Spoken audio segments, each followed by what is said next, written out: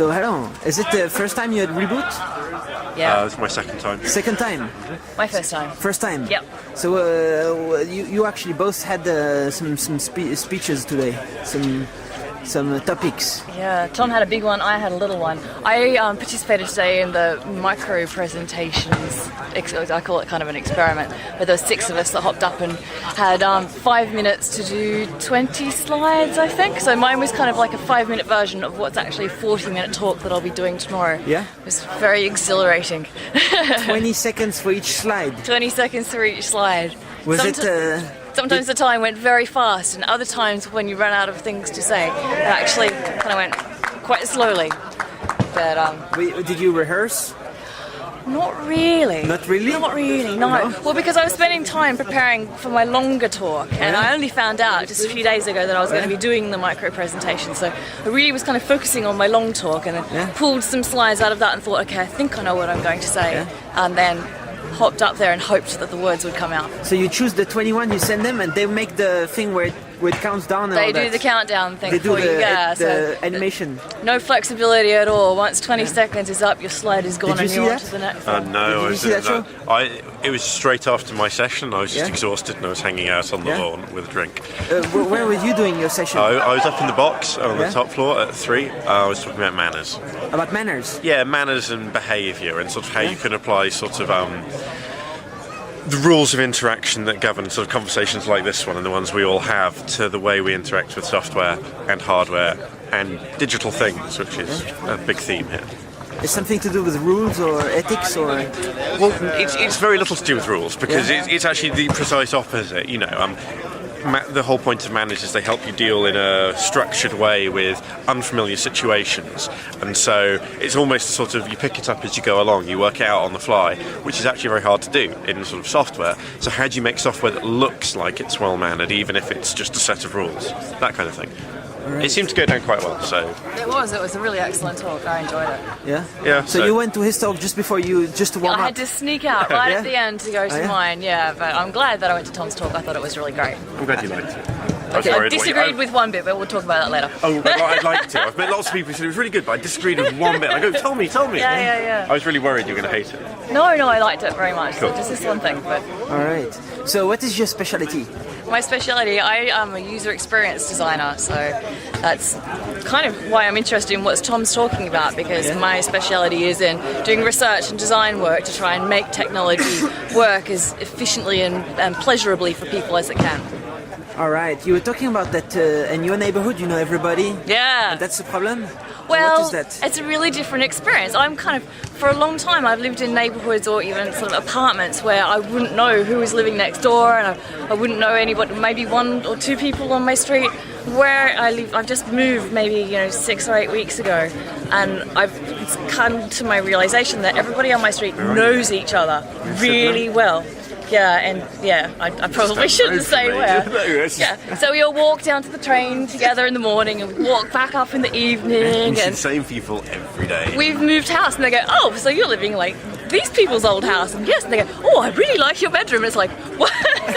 Okay, we're not that familiar up front. Yeah, so they know what time I catch the train, they know what time I come home, they drop by. It's really unusual in like a big city like London to live in this environment where everybody knows each other and they have barbecues and there's like a residence group, and it's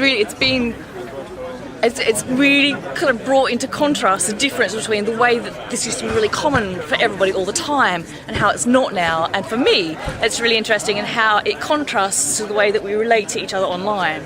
So you were saying that maybe it's better to just sit at home and chat online instead of talking with all the neighbors? Or no, that's not what you were saying. I don't think it's better. I think it's easier. Easier. I guess the thing is, when I think about, at home, now that I have neighbours that drop around and kind of chat all of the time. Throw people out. Well, but I have to keep my house tidy all the time now. I can't just do the tidying up because I know that people are coming over. These people could drop around all the time, so I've got to look respectable and all the presenting myself and my life. It kind of has become a little more full time now. I'm so not a grown up yet. It's great. Well, I wasn't until I moved into this neighbourhood. Now I kind of have to be. But online, of course, I can kind of edit. I can give you edited highlights. So I'll only take photos of my house and put them on Flickr when my house is really tidy. So I have a different kind of level of control. And yeah, you have a level of control over when people interact with you. It's much easier to say I'm busy. When someone's on your doorstep and you're clearly not busy, it's very hard to throw people out. Exactly. Or say, oh, you can't come around now. But it kind of challenges my idea of who I am, because like I can post all these nice clean photos of my house onto Flickr. I go, oh, look at I'm so into my house and everything like that. And then my neighbour comes around on a Saturday morning after I've been at work all week and the house is, a little bit disorganised, and he looks through my window and sees my house and he goes, oh, that girl is a sloven. And I go, no, but I'm not. But it's Saturday morning, give me a break. Exactly. Whereas online I can control it, because I can Twitter things that I want to Twitter, and I blog about things that I want to blog about, and I put on Flickr the good photos, not the bad ones, and except for Last FM, which screws me over because it shows you what I'm actually Last listening FM to. is so broken. Mine's You don't so like Last embarrassing. FM? I love it, but it shows what I actually listen to, which means... You don't actually really want to know that. I went through a phase, I just listened to a lot of music, and actually balancing out my chart to reflect how I really look, it's going to take ages. I'm going to have to listen to a lot of good music when I'm asleep. So do you think it's a good idea, the reboot? Absolutely. Yeah? Love Reboot. Yeah, I love it. I loved it last year. I came and spoke last year, and it was such a good time. I booked a ticket as soon as I could this year. It was really Right, and people, they seem a little bit funny? Or not? They're lovely. It's really cool. chilled out. Yeah. It's like, so we've both been to British and American conferences fairly recently, and it's a very different feel. I really like the European feel of it. Where did you go in America? I went to South by Southwest and also to the Information Architecture Summit, which was something a little bit different. Well, not different for me, but different to what most people here would go to. In South by Southwest, there's a lot of video bloggers. Is that same event or is another event? Well, there's three. There's kind of three main parts to South by Southwest. There's interactive, music, and film. So you can kind of go to one or a combination of those ones. I was there for the video blog. No, not for the interactive. For the interactive. I need to go to sleep. Right. I was there for the interactive. All right. Yeah. Right. So not so much. Well, a bit of video blogging, but not heaps.